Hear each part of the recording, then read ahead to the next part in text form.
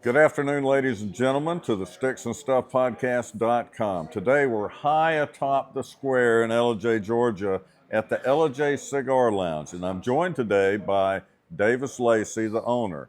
And Davis has a very interesting story.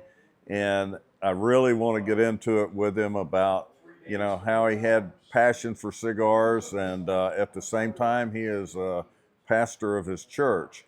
And I think that's amazing. And by the way, he's a very good pastor. But anyway, Davis, how did you get into all this? Well, Tom, thank you very much for having me on the podcast, and congratulations on the launch. Congratulations on the podcast and all the great work that you're doing. Yeah, a lot of hard work goes into this kind of stuff. So it really does. There's a lot of moving parts, and it's just like, if you notice, we don't have the little microphones, standing up between us because hey, this is kind of professionally done, even though I'm not a professional guy. I got a lot of professional people behind me, and I got the little microphone on here, and so we got it going on, so it's pretty cool. It is. It's pretty cool, yeah. Well, thanks for having me on, and I'd love to tell the story about me and cigars and how that kind of birthed the Ellijay Cigar Lounge out of that. Where do you want me to start? Just how did it all come about? Sure, yeah, absolutely. Well, you got to go back to, I don't know, I was 17 years old or so, and not quite 18, so not quite of legal smoking age, but a relative who shall remain unnamed for the purposes of statute of limitations and all that kind of stuff. But a relative, a guy that I really looked up to, more like an older brother to me, and he was going to make the final payment on his engagement ring and to pick up the ring to where he was going to go to propose to his now wife. And I went with him just to celebrate that time. And on the way back from that, he passed some cigars around the Ford Taurus that he was driving. And so my first cigar smoking experience, everything that could go wrong probably went wrong. We didn't have good ventilation. It was a small space. It was one that had a sugarcane infusion on the tip of the cigar, so it had some funky stuff going on, but I absolutely fell in love with it. I loved the craft of the cigar, but also I loved the community and the camaraderie that happened in that moment. And so that was my first cigar smoking experience. When I turned 18, my dad and I had a similar experience with a better cigar in a better environment outdoors at this camp that we both grew up going to and loving. And we celebrated that, and it was the exact same thing. I loved the craftsmanship of the cigar and loved the community and the bond that my dad and I already had, but it just got strengthened in that moment. And so if you track, I'm 34 right now, so that was 16, 17 years ago. You track my cigar smoking journey for 16 or 17 years, those threads have been constant. I have loved the craftsmanship that goes into premium cigars. A premium cigar is different than other forms of tobacco consumption. It is organically grown. It may not be certified USDA organic, but you're not using synthetic pesticides, fertilizers. You're taking care of the land. Most of the time, these operations are family operations that have been passed down from generation to generation. So the craft of the story, the craft of the product, the care for the land, and how that comes out in a cigar like the one that I'm smoking right now, I've always been amazed at just how there's always something new to discover in cigars, even though I've been smoking for 16 or 17 years. But coupled with that is the community piece of that. And so for me, you already alluded to the fact that I'm a minister, I'm a pastor here in town, and I have found that smoking cigars, while it's really good for me to commune with the Lord in solitude, it's also an awesome opportunity, specifically with folks that may not be part of the church, to light up a cigar together, for me to be able to hear their story, for me to be able to share some of my views. And sometimes that's resulted in great life transformation, and other times that results in people thinking that I'm crazy. But either way, we're sharing a moment together. We're connecting together. That's something that you can't get on Facebook or on TikTok or on Instagram, as useful as those platforms can be for different things. The craftsmanship, the community, that's really what makes me love cigars. Well, you kind of keyed into something that I've kind of noticed going to different, cigar establishments. Once again, this is a true cigar store. You're a true tobacconist. You're passionate about cigars, and that's fantastic, But one thing that I've noticed along my little trips and travels through the way, that much like a church, the patrons of a cigar place, it is a fellowship. I mean, it is truly a fellowship. People come in, I mean, from all walks of life. They enjoy cigars. You know, a lot of people watching this podcast today won't really get it because a lot of ladies won't. Some ladies really like cigars, but a lot of people watch it. Well, is this a cigar podcast? No, it's really not. We talk about interesting people, and Davis certainly is one. But people need to understand that the whole cigar world is about friendship. It's about the bonds that they meet. It's like everybody that's sitting in here today is probably smoking a different brand. I happen to be smoking a Perdomo 10th anniversary Maduro cigar. I happen to like a Maduro leaf, which is a darker leaf. Davis, what are you smoking today? So I'm smoking the Oliva Serie V. This is the torpedo shape. This is the first cigar that really made me fall in love with cigars. So the first few cigars I had, I enjoyed them. I liked them. They were either the sugarcane infused tip or a very mild, Connecticut shade, very light colored cigar. There's a time and a place for that. There's nothing wrong with smoking those. But when I jumped to this, it's a Nicaraguan Puro. Oliva is an established company in Nicaragua. When I smoked this cigar for the first time as a 18 or 19-year-old, it was something different and something special. So this is what took me from being an occasional cigar smoker, maybe at celebratory occasions, to being a regular cigar smoker as much as I could be. And I felt like since I was going to tell my story, it'd be appropriate for me to smoke this one today. That's awesome. I love that. I really do. Yeah. And, it's just like, I can remember, the first cigar I ever smoked, and it made a lasting impression on me. And not enough to open a cigar store like you did. So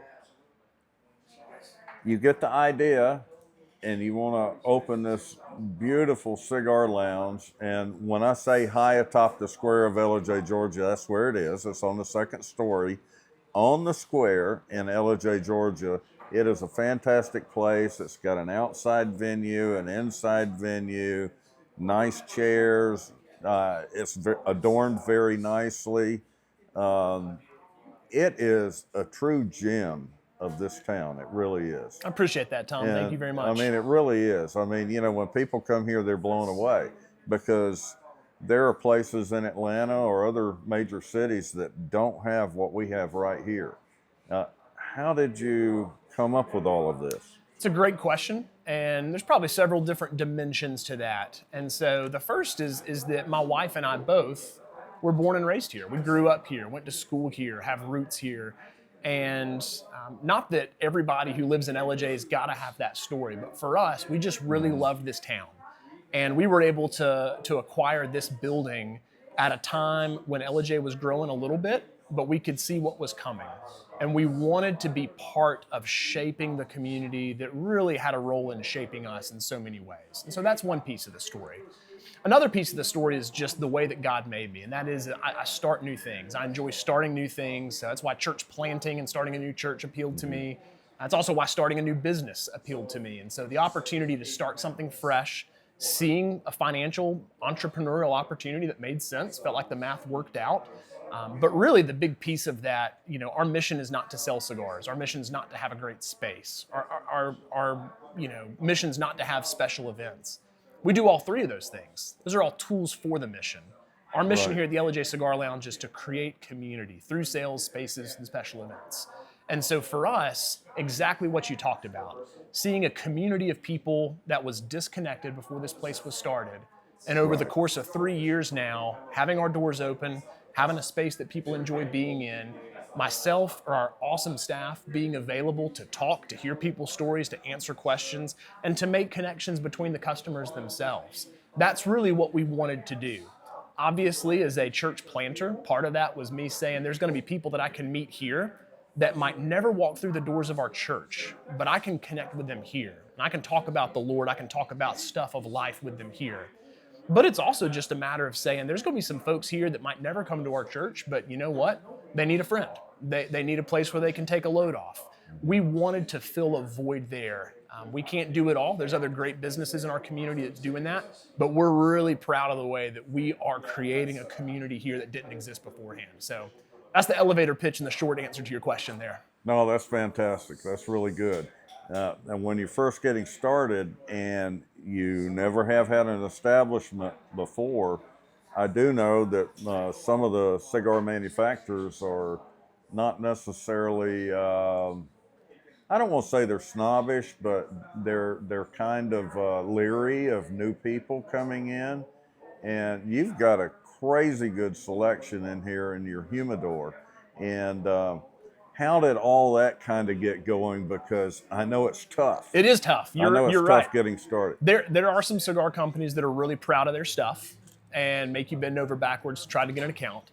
But there are also a lot of cigar companies that they make great stuff and they distribute well, but they're still run like mom and pop corporations. And they just don't have the capacity to get out on the road and meet new accounts and stuff like that. So for us, I think a key has been to make a lot of asks, be comfortable hearing no or be comfortable not hearing back. But for the folks that we did get in the door with out of the gate, really treating them well.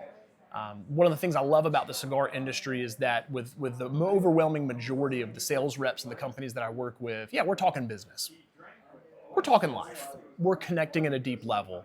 And when they're able to come in and see the space, the cigar world is such a small world that word travels and spreads. So I think one of the reasons that we've been so blessed to be able to have the selection that we have and to have companies that are knocking on our door trying to get in our shop, even though we don't have the space for them, is just because we made some strategic asks at the beginning. The relationships we've had, we've tried to do right, we've tried to do those well, and then we've allowed for the cigar community to spread the word throughout the Southeast, and that's allowed us to make the connections that we need to make. I noticed you had a rep in before we started today, and he's picked up a new line, and you're going to try to reintroduce that. It's a new old line. That's right. That's right. They had purchased.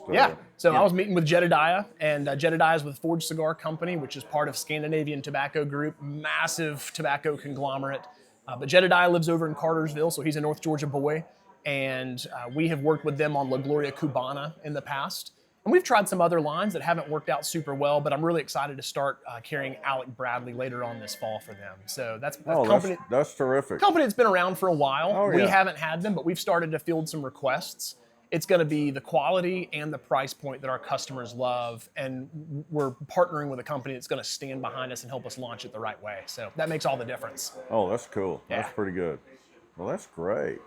Well, so you go and you get started, and then I noticed that soon after you started, you have you do some special nights, especially for members, and tell everybody about the membership that you have. And people may not, anybody can walk in off the street here and enjoy the Ellijay Cigar Lounge, but you do have a locker program here.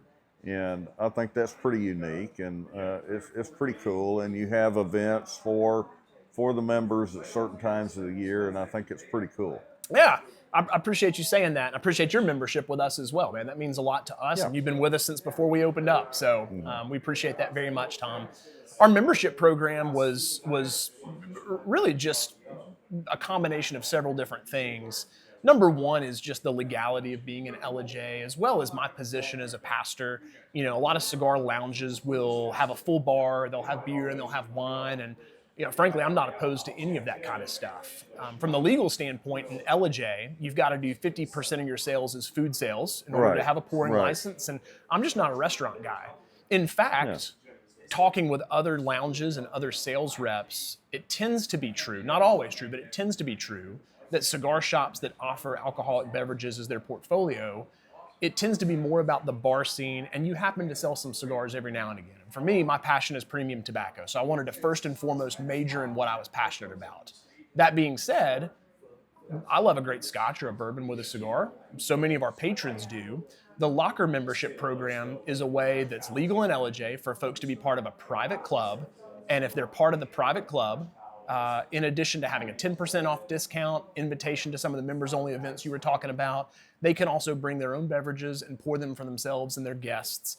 And so that's a way that we can offer that amenity to our folks in a way that's legal. Plus, our locker members, although we've got great customers that aren't locker members that really support us and care for us well, we found it to be true that a lot of our locker members, in addition to receiving benefits, whether that's the insider events, that's the discount, that sort of stuff, our locker members also really want to invest into this place and make sure that we stay open to be able to have conversations just like this one. So we're really grateful for that.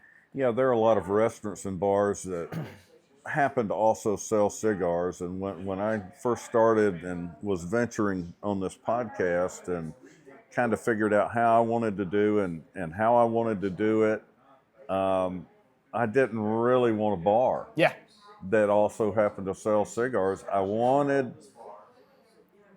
to talk to real tobacconists because, I mean, it's very unique. And there's a story.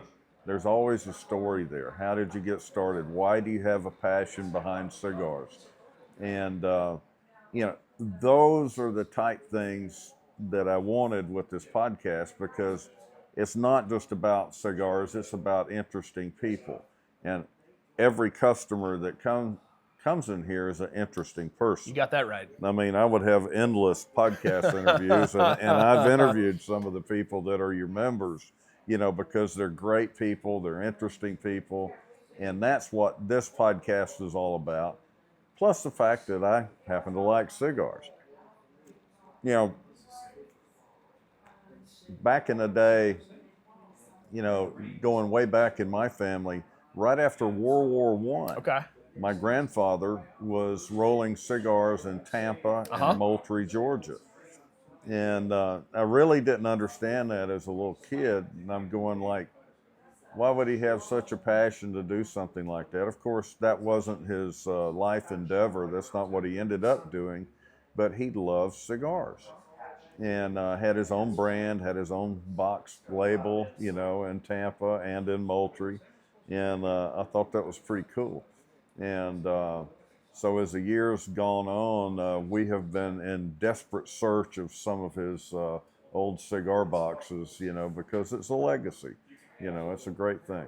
That story that you told is true of most communities in America. You can't tell the story of this country without telling the story of tobacco. And obviously that's colonial days, and that's post-revolution, and obviously through the Civil War and beyond, where tobacco growing was such a big piece of this country's fabric. But in addition to that, it wasn't that long ago that little towns like Moultrie, right? Not a big city, but you got a little population there.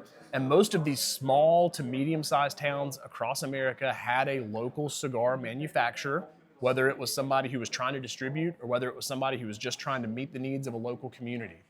It's something that was commonplace in this country, to sit down and to smoke a cigar and to connect with somebody. And there's a lot of ways that I feel like we're missing out because that's not the piece of our country's fabric that it was even a few generations ago. Yeah, I mean, that's so important because, to try to capture something, you can't capture something like that, but something that you've captured here is a real feel of where we are now and where we have been, with cigars. But much more important, it's the people that come in here. It's the stories that they tell. It's the fellowship that they have.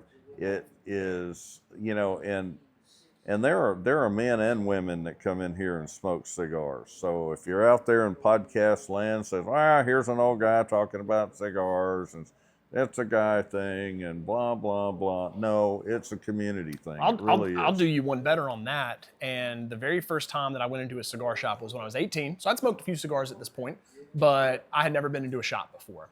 Right. And the first shop I went into was Smitty's. I think you've been down there and talked with those guys. Don and Robert, great. It was different ownership at that time. But I walked into this shop and was very nervous as an 18-year-old because I walked in and there's a Brave spring training game on the TV and there's 3 full-grown men on a couch somewhere and everybody kind of looks at me and scowls a little bit. I'm like, man, this is going to be tough. But the owner of that shop, who was working at the time, man, he treated me like a man. And I was okay saying, I haven't smoked that much. I'm open to trying some new stuff. I want to learn. I want to grow into this. And he knew as an 18-year-old that I probably wasn't going to be a high dollar ticket that day. But he took time in the humidor to answer my questions, to make some recommendations, to sell me stuff that wasn't just the most expensive stuff that he had, but was stuff that I was actually going to like. And that experience was another touch point that cemented for me that I want to be in this. This is a lifestyle. This is a hobby that I really want to pursue because it brings me so much joy.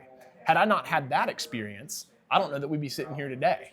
So to your point about talking to people who haven't smoked cigars much or haven't smoked at all, I would say come into a shop like ours. There's other shops that'll do it, but I know that if you come in here and you say, I'm new to this, but I want to learn, we are going to be excited to serve you. We're going to be excited to answer your questions because whether you're going to become a regular here or at a different brick and mortar shop someplace else, we are all about helping people experience the joy that this brings to us. That's fantastic, Davis. Once again, this is Tom Crawford with the StixandStuffPodcast.com. Today we've been talking with Davis Lacey, which is the owner of the Ellijay Cigar Lounge. It is a fantastic place. If you're ever up in the North Georgia mountains in Ellijay, Georgia, you definitely want to stop in here. This is just one terrific place. And thanks again for watching the Stix and Stuff podcast. Have a good day. Have a good week. Be good to yourself and do something good for somebody this week. Thanks a lot. See you next time.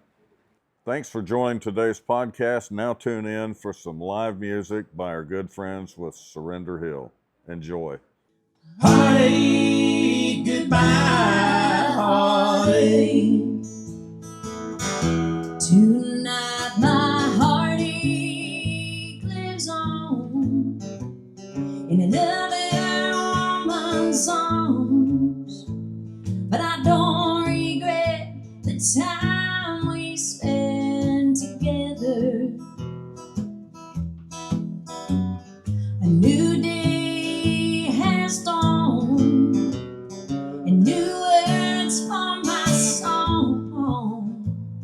A chapter and a verse to change the weather. Heartache, you are my dearest friend. Without you, I could never begin again. When you crushed my heart and left my body weeping, I stepped down and found my true love in the wind. Heartache, goodbye, heartache.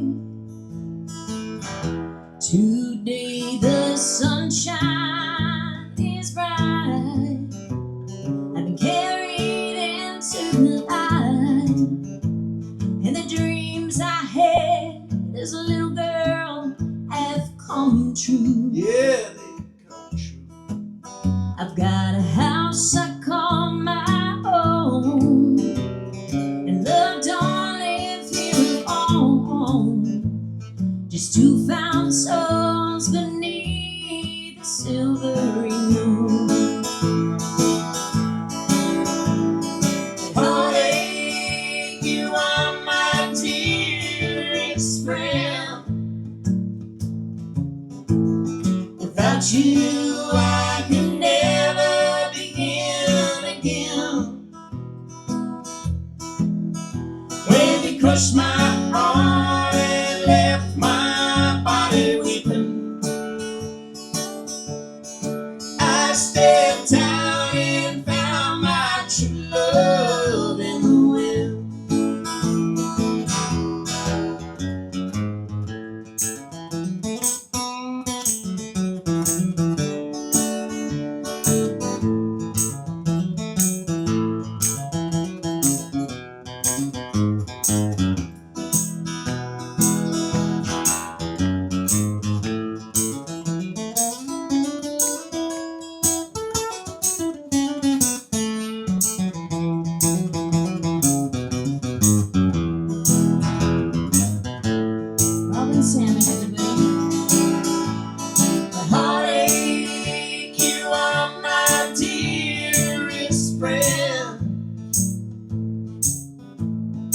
Without you, I could never begin again.